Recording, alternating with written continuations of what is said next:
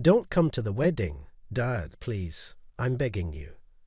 If you come, I'll cut ties with you as a father, rejected from attending my daughter Emily's wedding.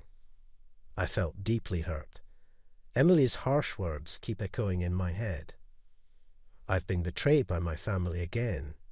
My name is Jack, 44 years old. My wife's name was Jennifer. She would have been 42 if she were still alive.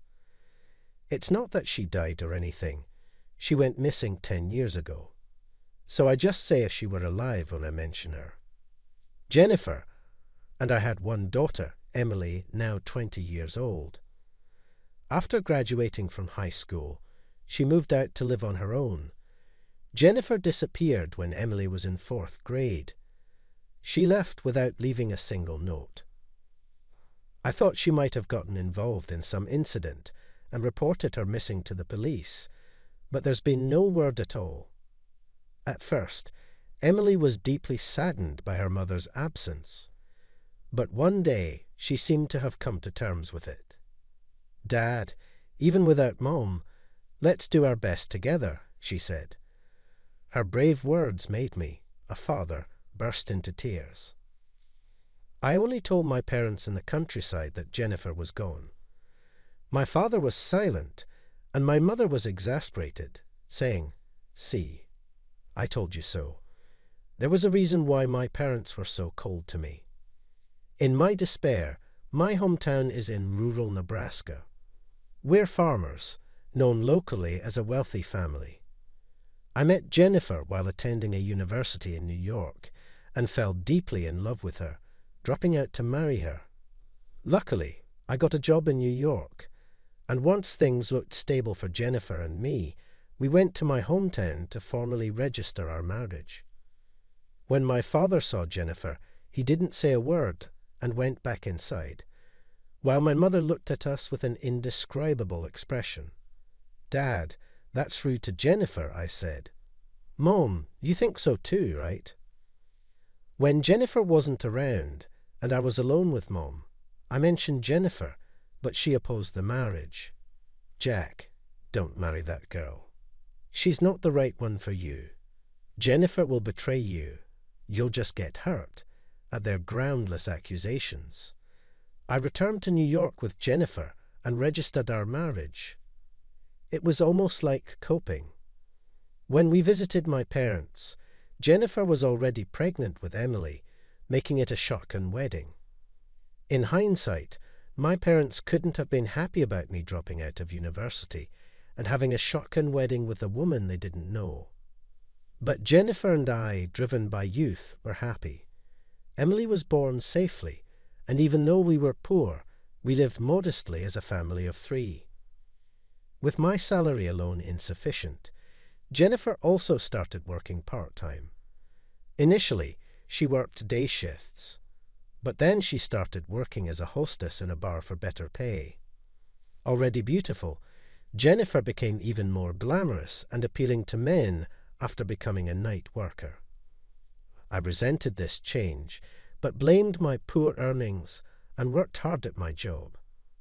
Emily, growing up and attending kindergarten and then elementary school, seemed to realize our family was different. Still, I desperately wanted to protect our 3-person family. Feeling betrayed by my parents who opposed our marriage, I couldn't let go of that resentment. Then Jennifer disappeared. After she was gone, I did everything to raise Emily on my own. I couldn't leave young Emily alone, so I avoided overtime and working on holidays as much as possible. The company sympathized with me, but they weren't a charity. Unable to comply with the company's demands, they eventually suggested I resign voluntarily. As a 34-year-old single father, I couldn't afford to leave my job. Who would hire a middle-aged man with a child? Despite my resistance, I was laid off under the guise of downsizing. This feels just like a movie I saw on TV a long time ago. Sitting in the park during the day, opening a can of beer, I grumbled to myself. The movie, starring Dustin Hoffman, was about a man whose wife left him, raising their child alone, and then losing his job. The ending, if I remember correctly, was that the wife who ran away remarried, taking the son away from the protagonist. Shaking off these unpleasant thoughts, I started looking for a job again. Despite being laid off, as the saying goes, when one door closes, another opens, and I found a new job 2 months later. It was a smaller company with a lower salary, but it was better than being unemployed. So I endured working every day, even though I was often yelled at by my younger colleagues. Back when Jennifer was around, she made good money as a hostess, allowing Emily to live quite lavishly. But after she started living with me, we had to live frugally. Becoming poor and being teased about it at school, Emily began to rebel against me. "Dad, why are we so poor? It's embarrassing. I don't even want to go to school," she confided. I comforted and persuaded Emily, who was in tears, to go to school somehow. But one day, after seeing how tired I was from work, and yet still trying hard, Emily stopped rebelling against me. "Let's do our best, even without Mom." Her bright attitude was a saving grace for me. The neighbours, perhaps feeling sympathetic towards a father and daughter living alone, took care of us in various ways, whether it was dinner or clothes for Emily. Some people were kind enough to help. One of them was a woman named Ashley who lived in the same apartment. She was the same age as me, 34, single, and worked at a government office. By a strange twist of fate, her father was from Nebraska just like me, and he was a senior in middle school to my father. It's really strange, such a coincidence in this big city of New York, Ashley said, and took care of Emily without asking for anything in return. It's embarrassing to say, but Emily is a girl. Naturally, there are things about girls' underwear that a man wouldn't understand. When I confided this to Ashley, she laughed and said, "It's okay. It must be hard for a man," and kindly gave advice. What surprised me the most was when Ashley mentioned that they went shopping for Emily's bra. I was so surprised. I asked Ashley, "Has Emily grown up that much?" And she casually replied, "Yes, the growth of a girl is fast, Jack. You might be a grandfather before you know it." Ashley laughed as she said this, and I jokingly replied, "Please don't scare me like that." I truly believed Emily was growing up bright and honest. But there was one time when Emily really shocked me. It was when she was in middle school. We were barely making ends meet, and I was struggling to gather enough money for Emily's school trip. Considering pawning the wedding ring I had with Jennifer, when I was deep in thought, Emily came up and asked me what was wrong. Not wanting to burden Emily with unnecessary worries, I simply told her that I was considering pawning our wedding ring. I thought she would object, but her response was unexpected. "Why not pawn it?" she asked. Choked, I explained it was a memento of her mother and me. Emily picked up the ring and asked, "What is this, Dad?" I said it was a ring filled with memories of her mother, and Emily replied, "No, it's just an object." Objects can all be turned into money. Her harsh view left me speechless, and realizing my reaction, she smiled and said, "You're right. It's a ring filled with memories of Mom, so we should treasure it." Emily's smile reminded me of Jennifer's. When Emily started high school, she expressed a desire to get a part-time job. Apparently, she wanted to help with our household finances. As her father, I wanted Emily to focus on her studies and extracurricular activities. I never imagined asking my daughter, in the prime of her youth, to help support our family financially. Yet Emily insisted on getting a part-time job. When I asked if there was something she wanted to buy, she bravely answered that there wasn't anything in particular. She just wanted to help with the household expenses. I allowed Emily to take a part-time job on the condition that she continued to excel in her studies.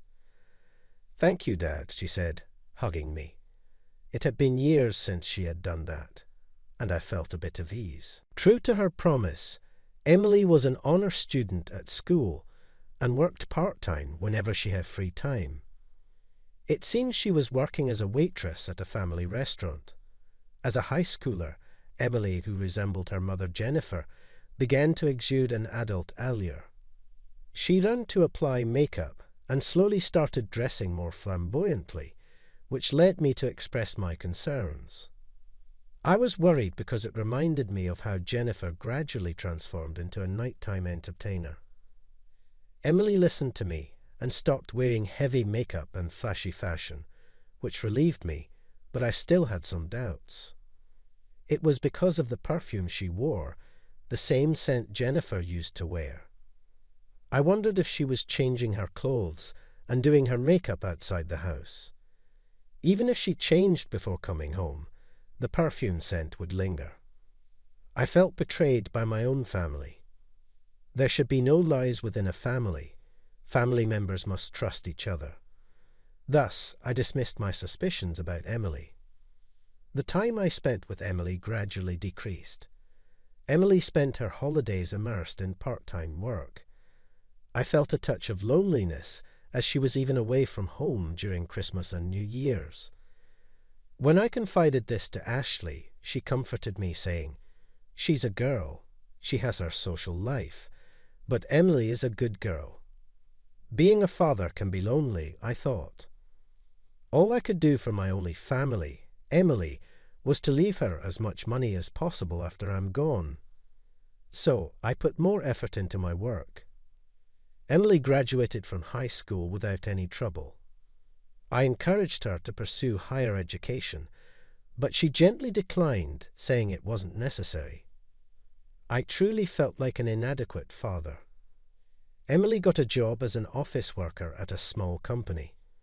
Although it was a small company, it was part of a well-known corporate group, making it quite an achievement for a high school graduate to get a job there.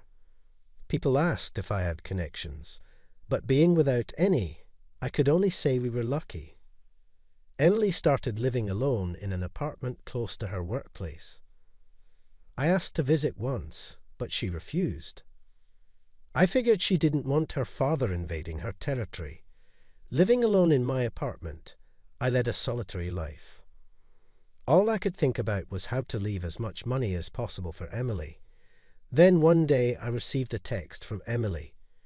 She had found someone she loved and was going to get married. That was all it said. Shocked, I called her, and she confirmed what was in the text. I bombarded her with questions. What kind of man is he? I'd like to meet him. What about the wedding?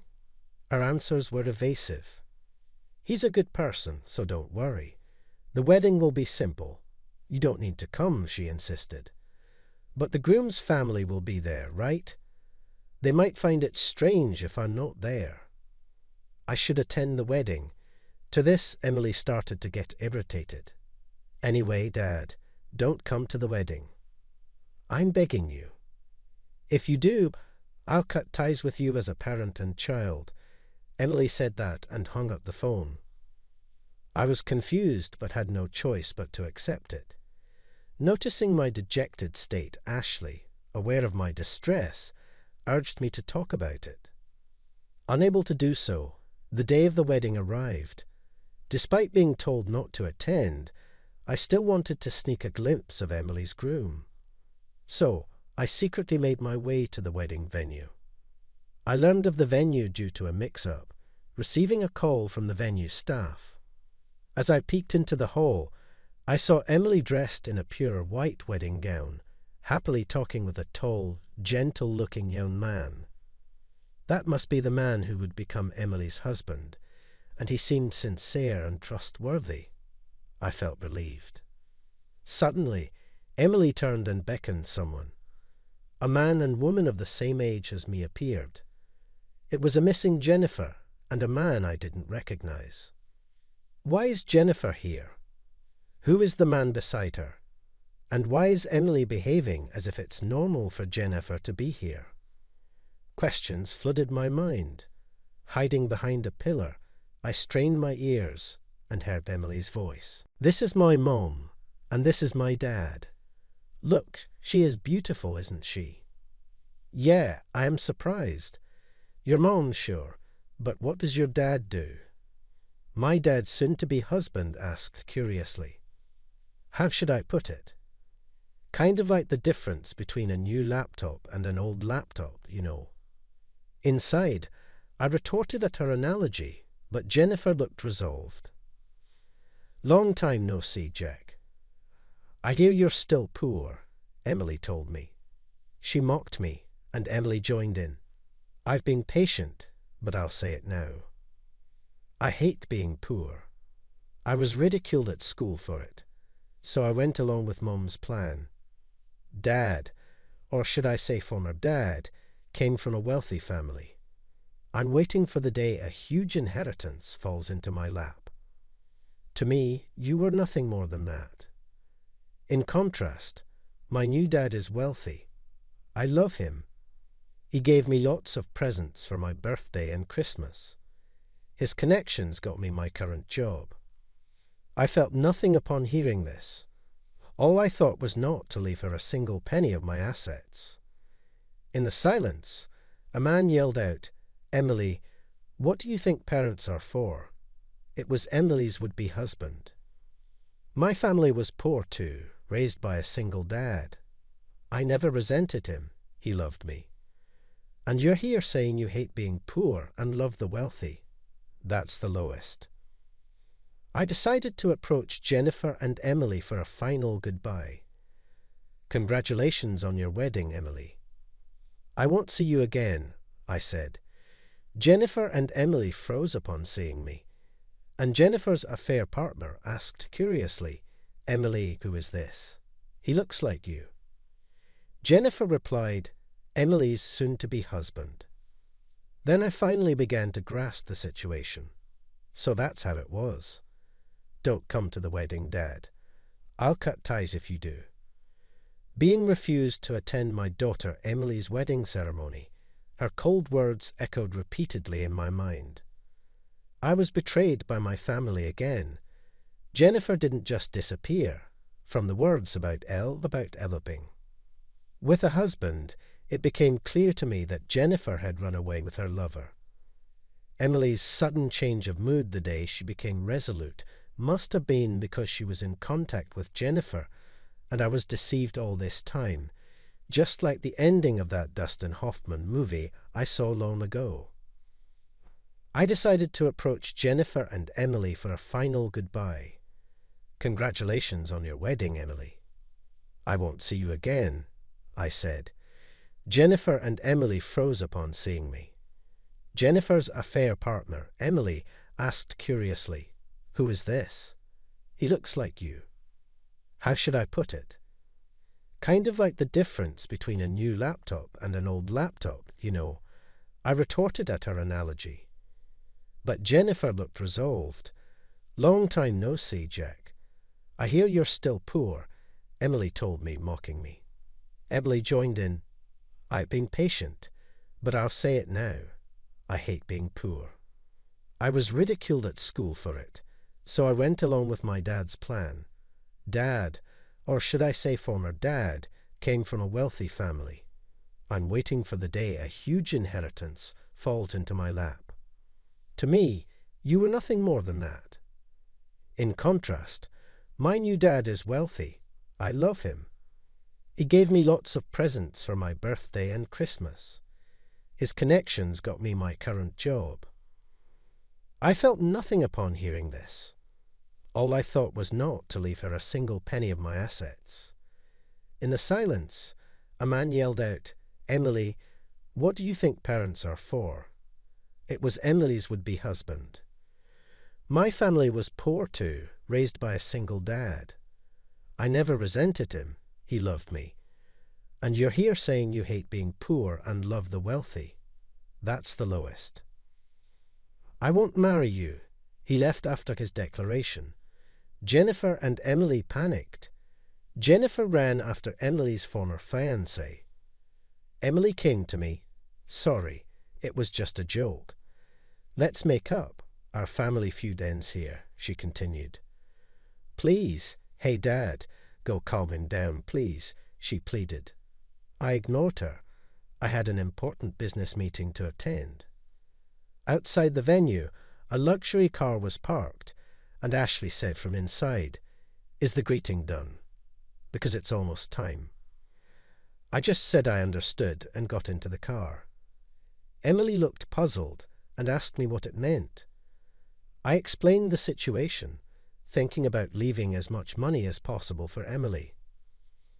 I reconciled with my parents after she left home, and I had to ask my parents for a favor to help me start up a company after you left. Ashley and I started dating.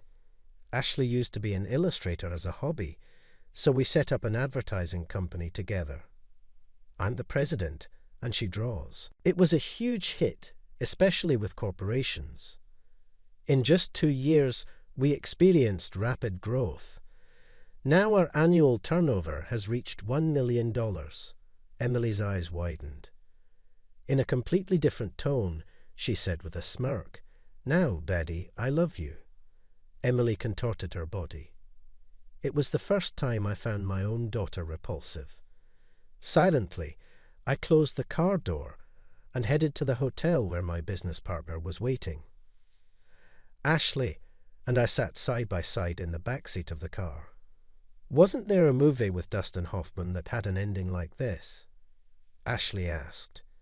Yeah, The Graduate, where he steals the bride from the wedding and runs away, I replied. Kramer versus Kramer, and now The Graduate. Seems I have a connection with Dustin Hoffman, I said with a wry smile. Half a year later, after all these events, Jennifer and Emily wanted to meet. I refused, but they came to the company and I couldn't escape. We talked for just 5 minutes in the president's office. 2 women heavily made up, wearing flashy clothes and reeking of perfume, entered the president's office. It was Jennifer and Emily. They were running a small bar together, a dingy one at that.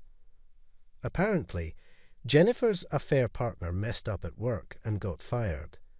He's the same age as me now, unemployed. Jennifer, still legally married to me, said she wanted to start over. I also asked Jennifer, divorce. I'm going to officially remarry Ashley. This is the perfect opportunity for that, I said. Emily retorted, Dad, how could you have an affair with a woman like Ashley while Mom is still here? You womanizer. How far gone is she? When I ignored her, she said, Hey, forget about Mom. Just help me out. Isn't it just us, parent and child? Emily was rotten to the core.